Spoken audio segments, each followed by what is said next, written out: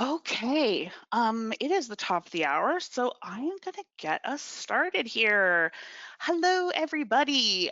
Welcome to another Quantum Analytics webinar. I'm Lauren Armstrong, Marketing Director for Quantum Analytics, and I will be your moderator for today. Today, we're going to step into the world of environmental testing. We're going to look at the challenges that analysts, like many of you who are joining us today, might be experiencing in the lab, particularly when it comes to VOC analysis. And of course, you can't talk about challenges without outlining some solutions to these challenges, right? All right, so helping us navigate this topic is Quantum Analytics' newest partner, Activated Research Company. Before I introduce our speaker, I wanted to give a super quick overview about quantum analytics.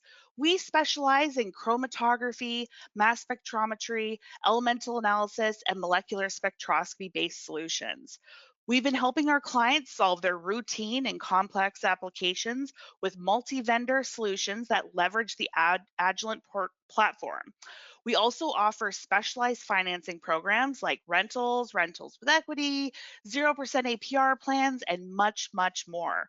We also have an inventory of instruments that are fully refurbished, come with a standard 6-month warranty, and are ready to ship today from our warehouse in Houston, Texas.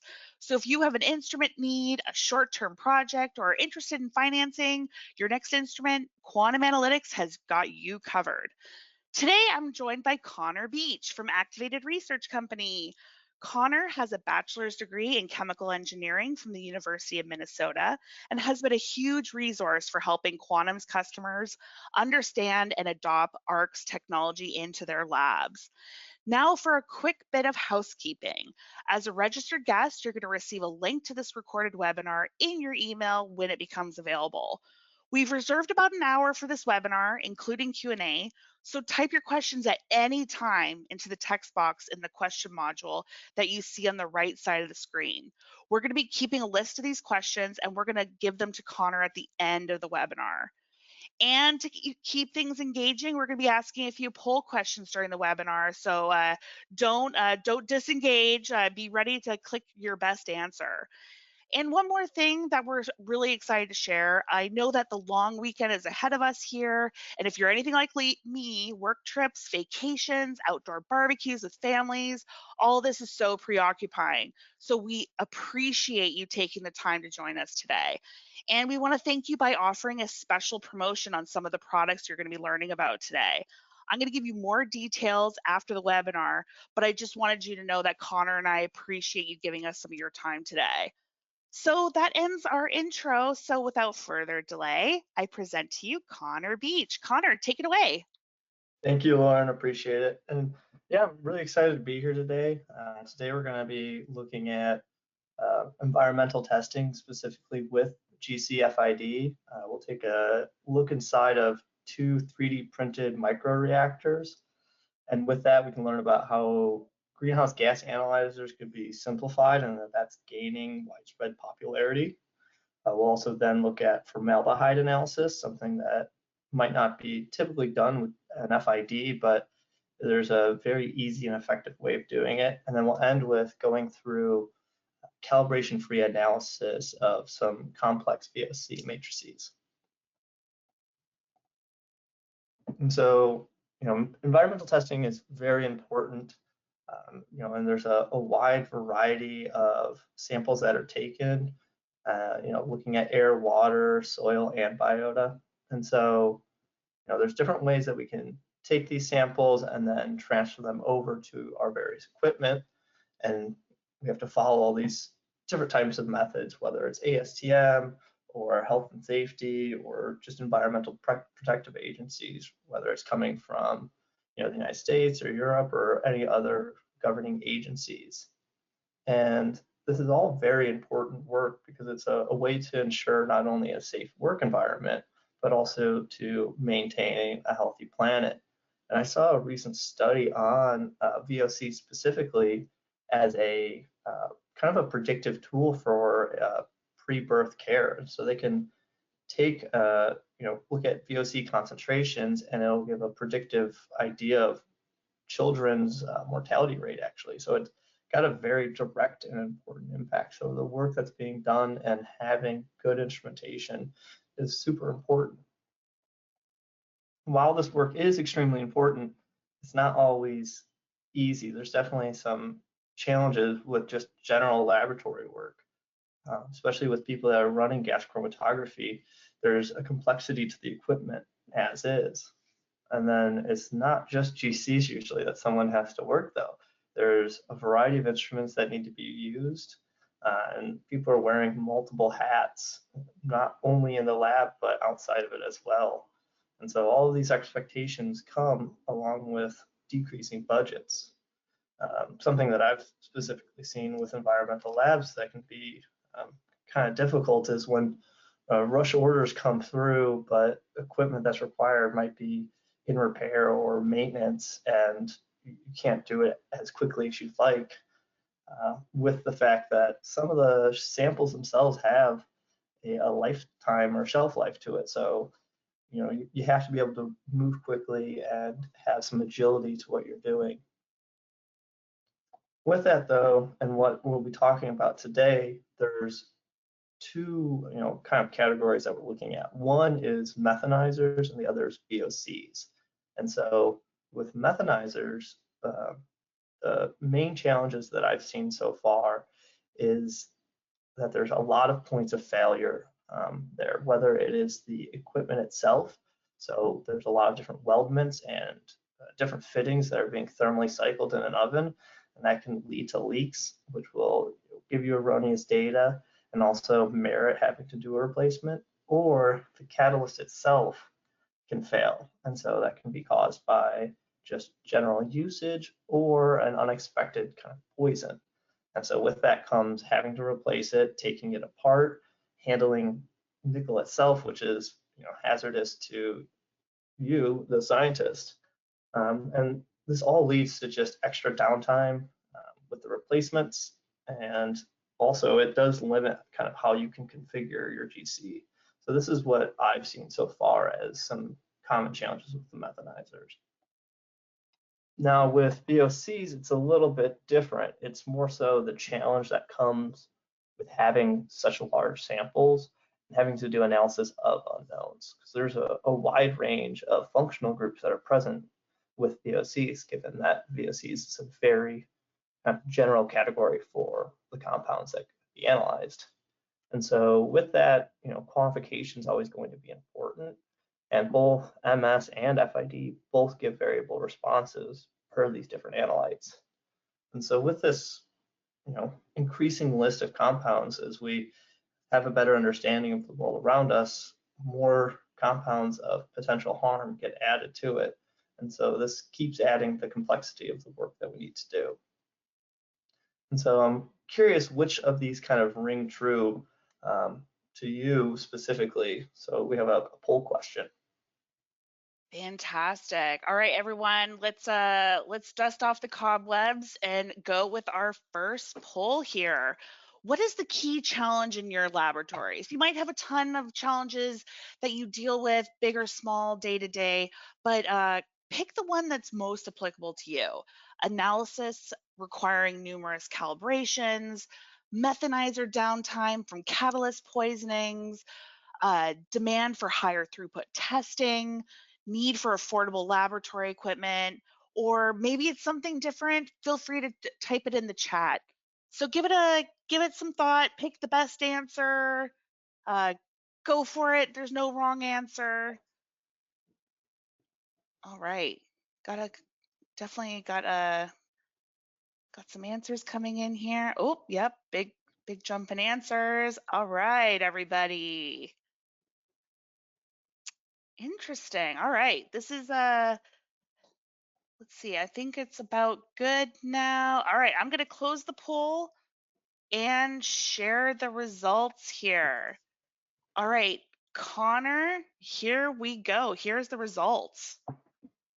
Okay, yeah, that is interesting. It looks like majority of people, it's the time spent and having to do numerous calibrations with the work, and then followed up with just general needs for well, I guess it's actually a split tie between affordable equipment and some other listed ones. So yeah, I'd be interested to hear what those non-listed problems are. I know that there's a variety of challenges in the laboratory, but specifically with having to do analysis that requires a lot of calibrations, we have a really good kind of solution for that, more towards the tail end of this. That's good to know. Thank you. So to start off with something that's pretty straightforward, we'll look at greenhouse gas analyzers. And so, it's an important thing to keep track of. And the main constituents of greenhouse gas are carbon dioxide, methane, nitrous oxide, and then some other unlisted ones like sulfur hexafluoride or water even. And so when we look at these concentrations, we have CO2s in parts per million, and then methane is in parts per billion, which merits using an FID because it's perfectly suited for that. And then nitrous oxide, that's in parts per billion as well, but needs a electron carbon detector or an electron capture detector. And so with CO2, there's some different options that are available. But while we're looking at, CO and CO2, there's a lot of different methods that require us to do this analysis. Some of them are more towards the industrial side, but they're also on the environmental side as well. And so this isn't a full list of every method ever required, it's just some of the ones that I've seen people share interest in. If there's any that aren't on this list that you would want to know if we're going to be conforming to that as well, by all means, send it to the quantum team. We can discuss and make sure that we're hitting the needed methods that you're wanting to run. But for the detectors themselves, we have a handful of tools for looking at CO and CO2.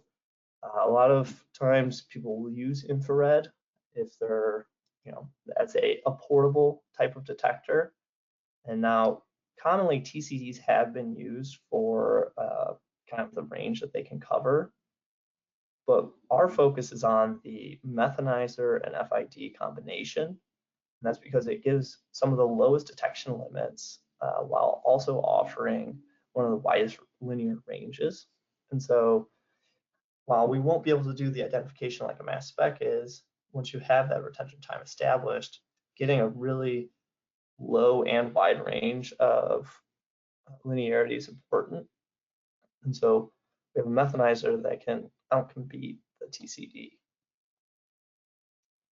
And so there's, a variety of greenhouse gas analyzers, whether it's in the field or on a lab bench itself with that GC. The one I'm showing here for in the field is a portable one that can look at, methane, CO2, and water. And so they can do that with some advanced spectroscopy. But that still, while it does give very good real-time data, the lab bench is still one of the most widely used greenhouse gas analyzers. It is interesting to see as time progresses if these more mobile solutions will take off. But presently, just the GCs are the gold standard for looking at the concentrations that we have shown here. So before I go too much further into CO and CO2 analysis, I'd like to get a general idea when I'm spending my time, if this is of something that's important to you and your laboratories. Fantastic. So everyone, another poll question, and as Connor said, this will kind of help us kind of gear the presentation to see what's most applicable, most valuable to you. So let's launch this poll. Does your laboratory complete carbon monoxide or carbon dioxide analysis? Yes, frequently, yes, infrequently, no, but willing to expand or interested in looking into getting into it, or no, never, not really a thing. So go ahead and click the one that's most applicable to you. Um, awesome. Definitely faster results coming in on this. People know which category they're in. So let me go ahead and close up the poll and share the results here. Here you go, Connor. Okay, it's kind of a split over, but it seems like majority of the people aren't currently doing it, but there is some interest in being able to do it. And then there's others that are just doing it all the time. So I will take my time to kind of go through this then, but it is in general, just kind of an interesting way that people are doing greenhouse gas analysis previously for CO2 and how we're looking to expand it. So with GCs, there's commonly two different types of configurations. You either use 2 channels or 3 channels. And so with a 2 channel, you'll have a micro ECD and then a methanizer FID combo. And the reason to add, or one of the reasons at least, to add that 3rd channel is to include a TCD on it.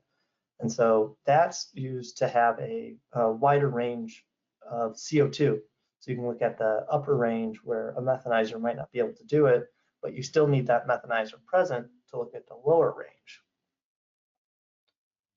And so with that, that 3rd channel does add complexity, and it's there to just compensate that poor CO2 linearity. And so we have a new option available to us, which is a improved methanizer. We're no longer going to be reliant solely on nickel as our catalyst. And so with that, we can remove that 3rd channel. So this will provide a more simple and cost-effective analyzer, because we're not only removing the complexity of your system, there's less connections, but we can take away a valve and a detector. So there's a cost savings there. And you can still get that wide range of CO2 analysis. Now, while that is being said, I do have to acknowledge that there are still some benefits with having that 3rd channel. You can run some faster results, so you can get your times down shorter. And also, there's a little less pressure on the valve switching. But, so it's just the pros and cons of it. So the technology that we're seeing being widely accepted for the new types of greenhouse gas analyzers that companies are producing is using what we call a jetanizer. And so it's one of the easiest and most robust methanizers currently used. And this is one of our 3D printed microreactors. And so normally a jet's just there to help maintain your FID flame itself. But with this, we have now replaced the internals with a reduction catalyst. And so we use the FID heater and the built-in hydrogen flow to produce methane in situ inside of that FID itself. And so there's no extra parts needed. And it's as easy as just swapping out your FID jet, which most people can do in about 5 minutes. So this is all possible because of 2 things. One, we have a 3D printer that can make a suitable design, and also the patented catalyst that we use. And it has higher catalytic activity than just nickel, and it also has higher catalyst poison tolerance. So it should be able to handle more exposure to these kind of harmful chemicals that might be in your sample matrices. And currently we do meet all of the performance specifications, looking at linearity and precision and accuracy that you would need for a methanizer. The only thing that we don't always fall in line with is methods will specifically say nickel is needed, and if that's the case, just let us know and we can get you a nickel containing option. And so we get really good data with this. Like I said, we can look at full range and still get a linear response for the concentrations of CO2. So we've looked at pure CO2. I show a peak at 1 ppm, but you see that signal to noise ratio. We have more room to play with. So we've gotten the detection limit down to as low as about 20 ppb, so parts per billion. And we've had an RSD, it's usually under about 0.5%, but I've seen it as low as 0.14%. So it kind of comes down to how well the system was tuned. And so if this is something that you're interested in, you can kind of see on the left side how we're providing that hydrogen flow to the internals of that FID jet. But there's some different options. So when you're looking at it, you'll either need to know if you have a capillary optimized with that just tube coming out the top of your oven, or if you have the adaptable fitting. And then if you have a packed or capillary column, we do also have ones that are compatible with the Intuvo Agilent GC or their 8890. That's that tailless version. I know we don't have the same nice cone design with the universal connection, but that is something that Agilent has cornered very well. And so, yeah, if you need something like this, like Lauren said, they have this already up on their e-commerce site. And so with this kind of diagram, you can pick which ones are going to be needed for your lab. And so the real big benefits here that we're showing are the lower cost, just because we don't need any extra connections with it, and then also the ease of use. Um, Older legacy methanizers had a lot of different parts, and so with that, you have to cool down more of your GC, which takes longer, and then the installation does take a while and takes some experience with it. Um, Relative to that, the Jetnizer is a very fast cool down. The installation can be done almost immediately. And then I've heard varying opinions on conditioning of the catalyst. I've personally seen with the Jetnizer that you can get back to solid baseline in about 20 to 40 minutes. But I've heard for nickel catalyst methanizers, people will condition them frequently just overnight, so up to 12 hours, so that way they can get a good baseline. And like I had said, we do show some really good data for tolerance to some common catalyst poisons. This work here was done by Shimatsu. In this case, they were looking at CO2 and natural gas, and they were purposely doing an exposure refinery gas that had 1% hydrogen sulfide. And so they would do 1 milliliter sampling loops, and they ran that 4 times, and they saw a normalized loss in response of about just 1%. And then with that, they decided, and they did 4 injections of 1 milliliter pure acetylene. And there they only saw a loss in response of about 0.5%. And so with this, I keep saying normalized response, and that was because they looked at the loss in propane as well. You can see on this chromatogram that there's actually a retention time shift and a little bit of peak broadening. And so during the testing, it was suspected that the column itself was actually being damaged because of how harsh of conditions they were putting the system through. And so they had to, they maintained the same peak integration, and that's why they're seeing partial loss in that propane. So they did a normalized response, and so it was all under about 1%. If they hadn't, it would have been more around 3%. So yeah, this is a very good solution for CO, CO2, and just about any gas stream. So to change speeds, we're going to talk about formaldehyde. But if you look at the chemistry of formaldehyde, it's relatively similar to these other carbon oxides. And so formaldehyde is very widespread usage.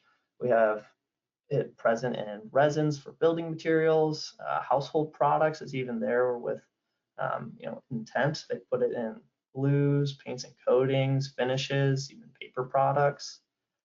It's also been used as preservatives, not only in medicine, but dishwashing liquids and fabric softeners. So it's used everywhere, and that's because it is a valuable chemical to be able to have, and it's also difficult to substitute.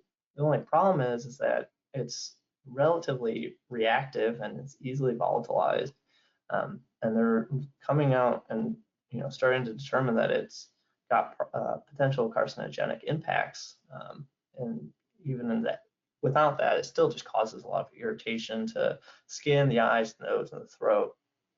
So we have some testing methods that a lot of people have been running, looking at formaldehyde content, whether that's free formaldehyde or just total formaldehyde. And then with those types of resins and particle boards, looking at some emissions chambers testing. And so I'm curious to hear how people are currently doing this analysis, whether it is with GC-FID, with or without turbidization, or just GCMS.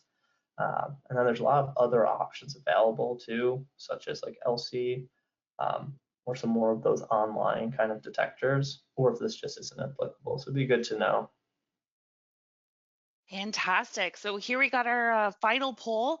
What is your current technique for formaldehyde quantification? So we have a couple options here: GC-FID, GC-FID with derivatization, blah, big mouthful, GCMS, other, or is this not applicable to you? So pick the best answer here that's most applicable to you, and just give this a second here. Looks like some answers are still coming in. Very close here. So I'm going to close up the poll in just a second. All right, here we go. And I'm going to share the results. Okay, so some people are doing GC-FID, some with a mass spec and other, but it seems like most people, formaldehyde is actually not a concern. So I can remain relatively short on formaldehyde, but we have two different options for it, and I'll kind of elaborate a little bit more as we go. But that's good to know. Thank you, Lauren. And so that jetonizer that I was talking about earlier, there was some work done by Jim Luong and his team in Dow, Canada.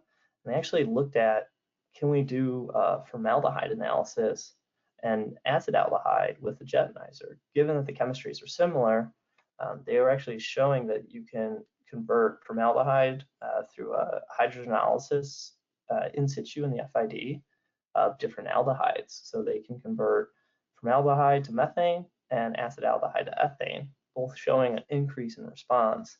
But they weren't able to do it with methanol just because that alcohol group couldn't be reduced.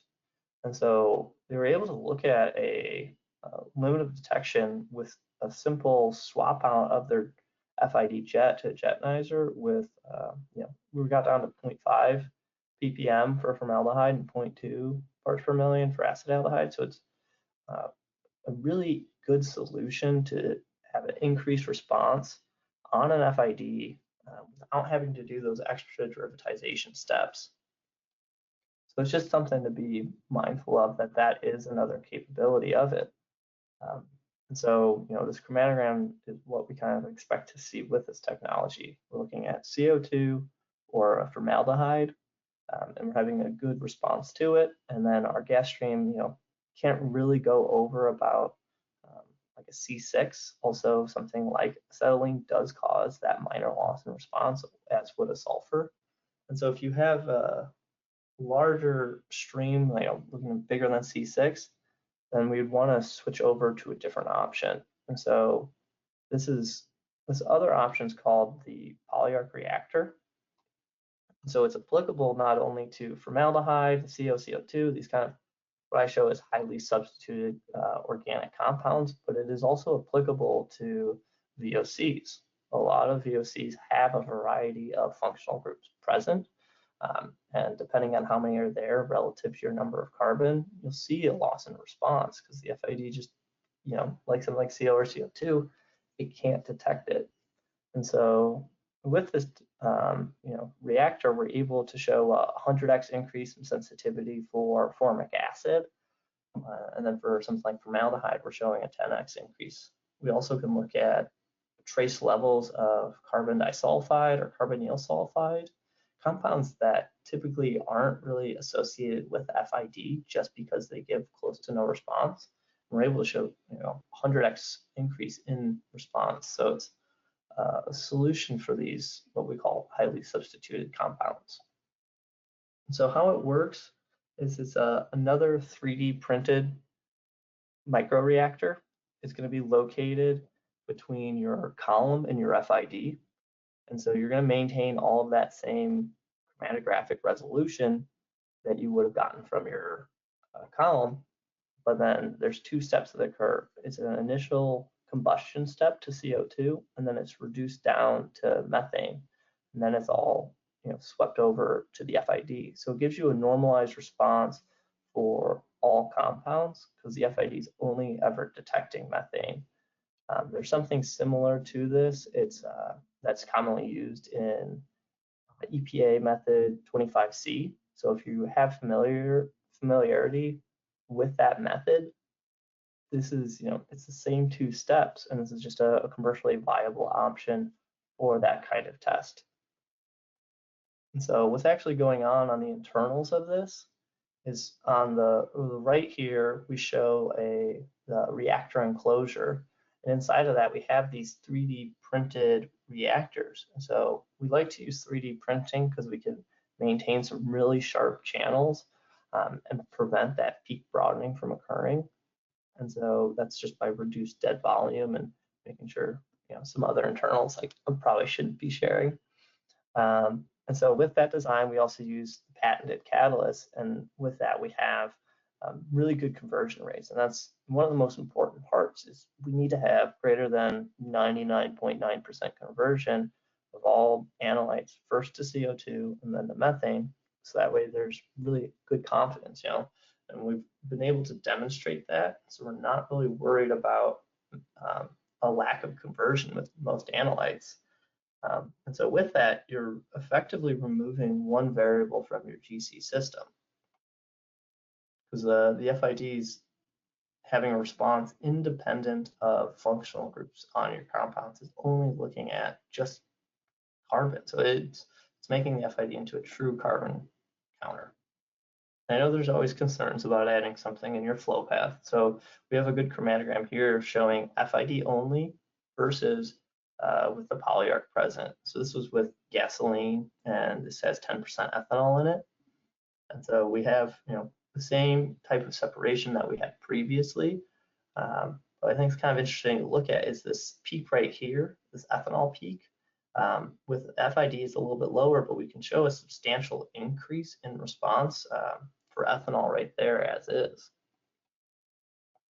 And so when we want to look at FID only versus the polyarc, it's good to look at relative response factors. And so if you're really going to be focusing on one slide with regards to the polyarc, this is the slide. And so, FID only does really well with straight chain alkanes. Look at something from methane to hexane, and you're going to get a really good response. Now, it's when you're starting to look at these substituted compounds like carbon monoxide, carbon dioxide, formaldehyde, formic acid, or carbon disulfide, those compounds have close to no response.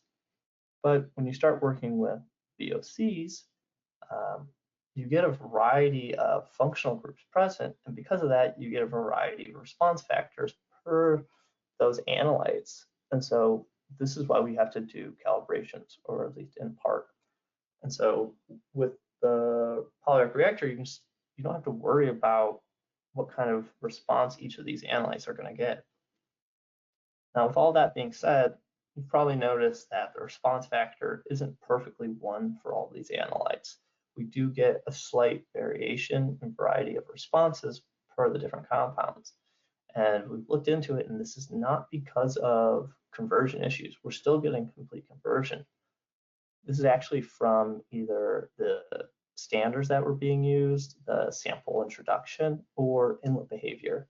And so those three can have an impact on your results, but it's now all happening independently of your response in your FID. So it's a good way to understand what's actually happening in your GC.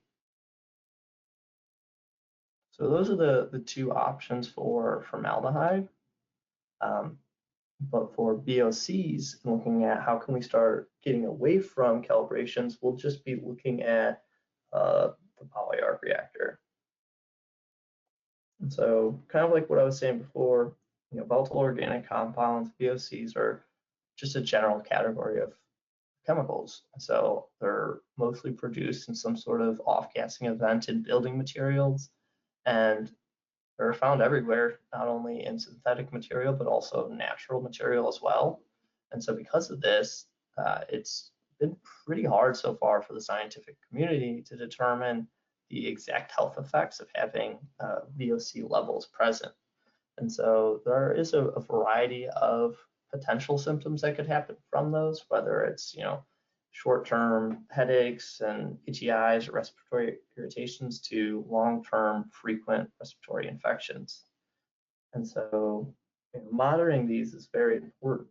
So there's a couple different ways of doing it. One is photoionization detectors, PIDs, which are great for looking at real-time baseline. But when you want to start getting good quantification results, having a GCMS or a GC-FID is really going to be what's going to be required for this. And so you could look at, this will be either thermal desorption or direct gas injections.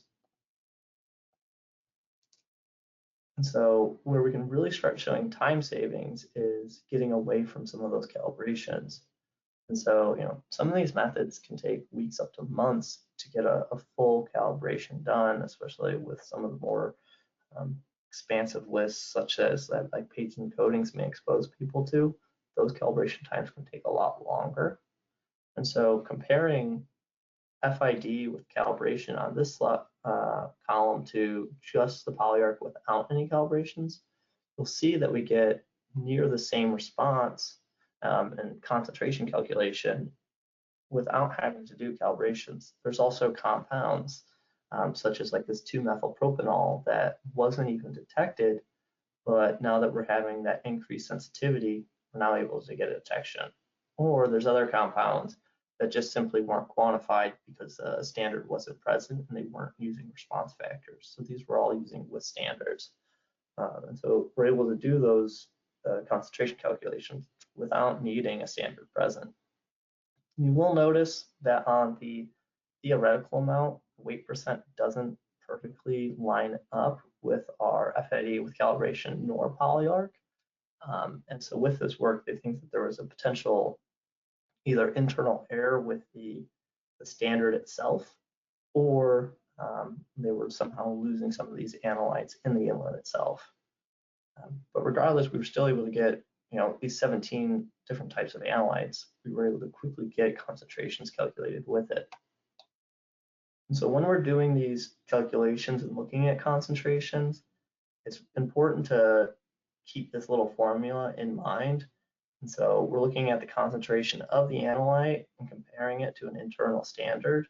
So here we're using 1-propanol as our standard. So we just look at areas, and then we do account for the molecular weights and the number of carbon present too, because we're always doing that conversion. If, let's say, this information wasn't available, you could either use a class ratio of molecular weight to carbon, or you could still get results in a mole percent of carbon. And so let's look at some standard VOC workflows. You have to prepare your samples that have a variety of different analytes present. Oh, before I get a little too far ahead of myself, the times shown here on the bottom in black, we're looking at personnel time, while in red, that is instrument time. So we've split those apart because we understand that while you're preparing samples, you could also have instrument time running. So it's not to say that this takes a total of 170 minutes, but it's kind of how we were accounting for the different time usage. But as I was saying, first you get your samples ready, then you have to run those injections. And once you actually have your system fully calibrated and you've built your calibration curves, then you could do your analysis of your unknowns. And then the ultimate result is you end up with an error of 2.4%, such as with FID alone. And so we can do all of those same steps, but the only difference here is that we had a polyarc present, and so we're converting all those analytes to methane. And so still using the same amount of time, but we have that higher accuracy. So we've actually been able to improve from 2.4% down to 1.4%. Well, higher accuracy is great. I think a lot of us really do appreciate some time savings as well. And so what we did was, we had these different samples that we were running, B, D, and E for the calibrations. And so instead of running all of those, we just ran one sample for calibration. So we're doing a single point calibration of the analyte class. And so we're still doing some calibrations, but with it, we're able to inject the unknown and get results a lot faster and still have better accuracy relative to calibrating everything. And so, we did that single point calibration because you start getting into inlet discrimination of these different compounds. So while we do remove the variability in the FID, there's still inlet conditions to account for. And so, the preferred is just to have proper inlet conditions. In this case, with this, we were looking at straight chain alkanes. We had about 6.7 psi, and the inlet was proper inlet. And so when we dropped it down to about 3.3 psi, that's where we're seeing that per carbon length, you're preferentially vaporizing and venting off some more than others. And so this is kind of what we're trying to account for with those calibrations. But we could do an analysis of a complete unknown. We can just run a sample, not do any calibrations, not account for any losses in the inlet. And in total, you can get results within 20 minutes. And I mean, the error is a little bit higher. We're at 6.1%, which is higher than that 3 point, but it's so much faster that it can be used as a screening tool, at least, to start getting general ideas of the concentrations present. And so this is all still relying on the same kind of concentration formula, where we're accounting for molecular weight and the number of carbon. So that's why we do have a good option for splitting and getting an FID present on the GCMS and then splitting between the two. So, in conclusion, we have looked at two different types of 3D printed microreactors. We've looked at how we can simplify greenhouse gas analyzers by removing that third channel and just having two. We can start doing analysis of formaldehydes without doing derivatization on just standard GC-FID with a 10x increase. And lastly, we've shown a way to do calibration-free analysis of, you can make these matrices as complex as you want, and we can still get, viable results and concentrations calculated by converting everything to methane. And so, as Lauren said, we do have the special promotion. Fantastic. Yeah, everybody, thank you so much for paying attention. If you do have any questions for Connor, he's going to hang out for a little bit, be able to answer some questions. We already have a few here that have been queued up. But yeah, as Connor said, we hope that you've enjoyed learning about some of the products here. As you learned, these jetonizers, they're awesome for a number of reasons. They're major time savers, they're economical, and super simple to install. And we are so excited. We want you guys to get your hands on them. We are offering a 10% discount code to everyone who attended here. To purchase a jetonizer or two from our online store. You can see the link there. It's store.lqa.com. The code to use to get that 10% off is LabLeader10. And you enter that during the checkout and you are going to get a 10% discount. So a little bit of a thank you for joining us today. All right, so with that, let's dive into the Q&A. All right, Connor, the first one came in when you were actually talking about the greenhouse gas analyzers. Okay. Water and moisture are also powerful greenhouse gases. Can you detect moisture and water? That is a good question because yes, water has a huge impact on greenhouse gas. But with this technology, we're not able to detect it because we do need to have some sort of carbon present so that the FID can have that combustion and detect it. Awesome. The next question I have here is on a polyarc slide, there was an EPA method that you listed for converting to methane. Was that EPA 25C? Can you address that? Yeah, so that's the right method, EPA 25C. So that's looking at non-methane organic compounds. So it's done for landfill testing. And they have in the method a series of steps on how to build some sort of reactor. And what the reactor's ultimate purpose is to fully combust all the compounds and then reduce it to methane and then have that as a normalized response. And you can lump all this huge peak together after you do that conversion and say, okay, well, a certain amount of our gas is CO2, some of it's methane, some of it's I think they're also running a non-FID detector so they can look at some permanent gases. And then they say the rest of it is just these non-methane organic compounds. So polyarc's a really easy option because replacements are easy and you're not building a reactor anymore um, to do that type of analysis. Fantastic. The next question, this was a question I know that it came to mind when I first got to know about these technologies. So when we're talking about 3D printing, and most people think about when they think about 3D printing, they think about like plastics, polymers. This is not what these components are made of. Are they or what's the components made out of again? Are they a specific type of plastic or not plastic at all? Yeah, so they're not plastic at all. There's some really interesting tools that are being produced, but this is without getting too much into the metallurgy. They're types of high grade steel. Um, I think that might actually be stainless steel in part, but we're able to handle extremely high temperatures. We've gone up to 650 degrees Celsius with this material without any concern. So yeah, wouldn't want to put plastic because I don't think I ever mentioned the polyarc is heated to 450 degrees Celsius. So they're high temps.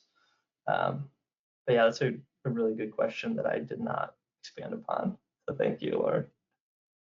Yeah, that sounds like a temperature that's not super friendly to plastics. That's a great clarification right there. All right, next question here is if you convert analytes to methane via the polyarc, are you still able to get the results of the individual VOCs, such as carbon monoxide, carbon dioxide, et cetera? Yeah, so um, we can still analyze those compounds because we're not impacting the separation. So as long as CO and CO2 are coming at separate times, then we would be able to analyze those each as individual methane converted peaks. The retention time should still be about the same. And so you should be able to analyze those if they are coming off as single peaks. Awesome. Next up here is when you say the mixtures can be as complex as you need, how would you deal with co-eluting compounds, which are known to be seen in mixtures like air monitoring? Yeah, so if we're getting if they're coming off at the same time, that's where we do start. We're not able to improve upon the separation. So I may have misspoken when I said we could do as complex as you can, because at that point you probably would need to have a mass spec present to deconvolute those two compounds. You still might be able to look at the concentrations of them combined, independent of their responses. Um, but you wouldn't be able to determine one over the other. There's also the limitation of GC by GC, which is a way to do even more complex analysis. We can't, we're not compatible with that. So that's a great question though. Yeah, let's kind of go into that a little bit more if you don't mind. What are some of the limitations for the polyarc? Oh, yeah. So, the main part is, like I said, GC by GC. Um, Also cryogenic oven temperatures because the reactor does produce some water. That would just be condensed and put on your FID jet. And then the other part is looking at what can be converted to methane. We've only really identified a handful that we don't get complete conversion. Those are some hydrofluorocarbons. So looking at CF4, C2F6, or CF3H, so fluoroform, tetrafluorine, or hexafluorine.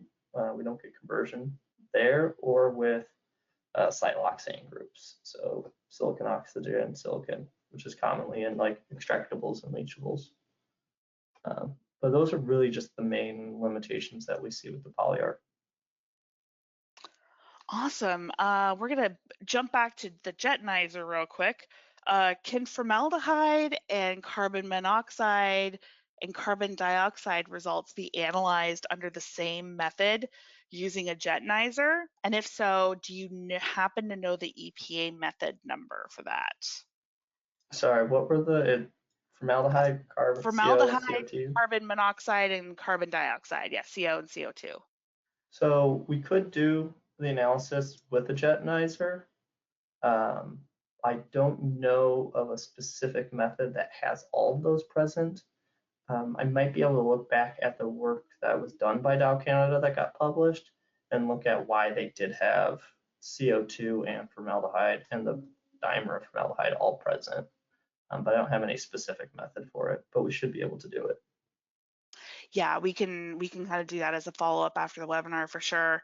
Um, Another question here is, can you reactivate the catalytic FID detector after a severe impact by unknown contaminants? Yeah, so with the jetonizer, there's not really a good option for reconditioning the catalyst. A lot of times what's occurring is coking, and so it's not as easy to burn off and combust that coked material without causing catalyst damage. So we don't recommend it for the jetonizer. And then with the polyarc, um, we won't see any coking, luckily. The only real thing that we've been able to identify as catalyst poison there is sulfur containing compounds. And once a sufficient amount of sulfur is exposed to it, usually if you're under 2,000 parts per million of sulfur, you can run 5,000 injections. But once you get over our cumulative amount, you'll see a loss in response. We can do a conditioning step to bring it back to operation, but it really doesn't handle any more sulfur at that point. And so we would recommend you do a replacement. And for the replacements, we just send you a whole new refurbished reactor and you just swap them out. So there's no handling and opening anything up of catalyst. Fantastic. We have a question here about specific manufacturer and model compatibility with the jetonizer.